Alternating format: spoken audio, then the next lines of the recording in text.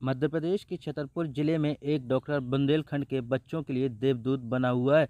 सुनने में आपको भले ही अटपटा लग रहा हो, लेकिन यह हकीकत है। जी हाँ, यह डॉक्टर बच्चों के गले में फंसने वाले सिक्के को बिना किसी सर्जरी के आसानी से निकाल देता है। जिले के सरकारी अस्पताल में बतौर सर्जन पदस्थ मनोज चौधरी नाम का यह डॉक्टर अभी तक 112 बच्चों के गले से सिक्के निकालकर उनकी जान बचा चुका है और अपनी इस हुनर के चलते अब यह डॉक्टर बच्चों के लिए देवदूत से कम नहीं है। छतरपुर के जिला अस्पताल में पदस्थ यह वह मनोज चौधरी नाम के डॉक्टर हैं जो अस्पताल में सर्जन के पद पर पदस्थ हैं, जो अपने कर्तव्य के प्रति इतने सजग रहते हैं कि कभी भी कोई इमरजेंसी हो तो यह डॉक्टर साहब अपना सब कुछ छोड़कर जिला अस्पताल में मरीज को देखने के लिए दौड़े चले जाते हैं और इस दौरान वह सभी तरह के मरीजों को देखकर उनका मुकम्मल इलाज भी करते हैं और उन्हें कैथेटर की मदद से सिक्के निकालने में महारत हासिल है। हम आपको बता दें कि उनके पास छतरपुर जिले के आसपास के जिलों के भी लोग उनके पास सिक्के निकलवाने के लिए जिला अस्पताल आते हैं। जी, मेरा नाम डॉक्टर मनोज कुमार चौधरी है और मैं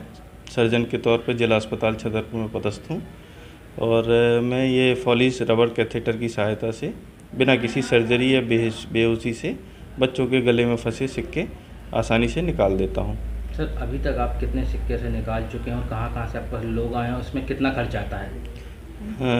अभी तक लगभग 112 सिक्के मैं छतरपुर ज़िले के आसपास के लोगों के निकाल चुका हूं जब से जिला अस्पताल में पदस्थ हूं। और इसमें खर्चा आमतौर पर कुछ भी नहीं आता है। मरीज को केवल जिला अस्पताल का पर्चा ही कटवाना होता है और समय से मरीज अगर पहुंच जाए तो ये बिल्कुल निःशुल्क रूप से मरीज का सिक्का एकदम फ्री में निकाल दिया जाता है। जब आहार नली में सिक्का फंस जाता है तो किस तरीके आप उसको अपने इंस्ट्रूमेंट को डालते हैं और कैसे निकालते हैं, क्या टेक्निक रहती है? ये आहार नली में जब सिक्का फंस जाता है तो आमतौर पर परिजन तत्काल अस्पताल की तरफ नहीं आते। कुछ लोग देसी उपाय करके उसको निकालने का कोशिश करते हैं या गटकने का कोशिश करते हैं, और जब बच्चे को तकलीफ़ बढ़ती है या दर्द होने लगता है या वो कुछ खा पी नहीं पाता तभी परिजन उसको अस्पताल लेके आते हैं। और जब अस्पताल लेके आते हैं तो हम केवल बच्चे को पहले शांत रखने की सलाह देते हैं।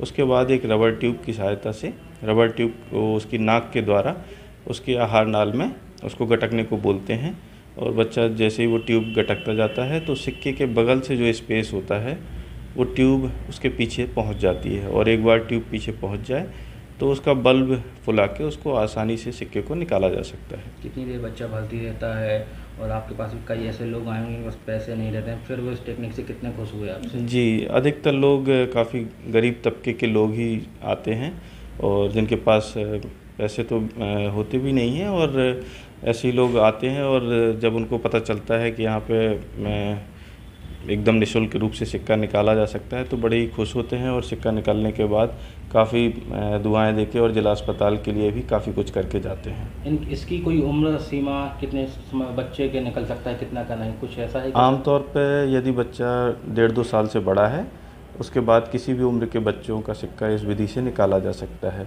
2 साल या 1.5 साल से कम उम्र के बच्चों के सिक्के इस विधि से नहीं निकाले जा सकते, क्योंकि उनके कफ रिफ्लेक्स डेवलप नहीं हो पाते, तो सिक्का मुंह में आने के बाद भी वो सिक्के को बाहर नहीं निकाल पाते।